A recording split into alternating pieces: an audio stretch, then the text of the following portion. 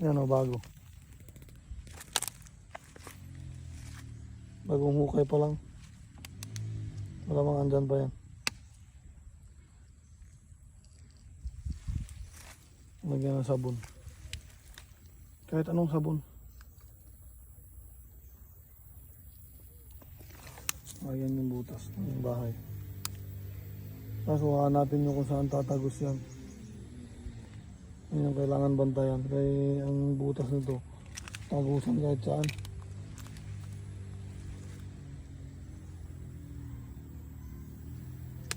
Ayun, ayun, ayun, ayun, ayun, ayun, ayun.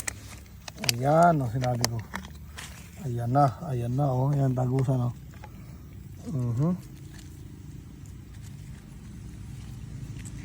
Grabe haba, eh.